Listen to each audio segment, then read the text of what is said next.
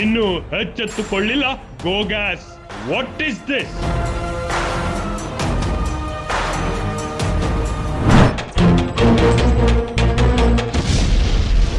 ಈಡೆನ್ಸ್ ತನಿಖಾ ತಂಡದ ವರದಿಗೆ ಎಲ್ಲೆಡೆ ಗುಡ್ ರೆಸ್ಪಾನ್ಸ್.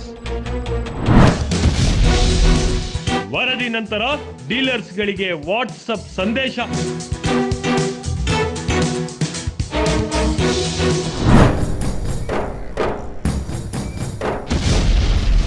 ನೌಕರರಿಗೆ ಎಂದು ಕೊಡ್ತೀರಿ ಮೂಲಭೂತ ಸೌಕರ್ಯ? ಈ ಪ್ಲಾಂಟ್ನಲ್ಲಿ ಕನ್ನಡಿಗರಿಗೆ ಯಾಕಿಲ್ಲ ಅವಕಾಶ? ಈಡೆನ್ಸ್ ವರದಿಯಿಂದ ಅಧಿಕಾರಿಗಳೇ ಆಗಿದ್ದಾರೆ ಶಾಕ್. ನಾನಾಕೆ ಹೇಳಿದ್ರೆ ಏನ್ ಹೇಳ್ತಾರೆ ಗೊತ್ತಾ, ನಿಮ್ಗೆ ಏನ್ ಗೊತ್ತದ ಅಷ್ಟ್ ಮಾಡ್ರಿ, ನಿನ್ಗೆ ಅವೆಲ್ಲ ಯಾಕೆ ಅಂತಾರೆ.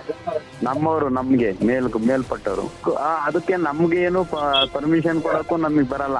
ನಮ್ಗಿಂತ ಸುಪೀರಿಯರ್ ಹೆಡ್ ಆಫೀಸ್ ಲೆವೆಲ್ ಅಲ್ಲಿ ಅದ್ ನಡೆದಿರ್ತದೆ.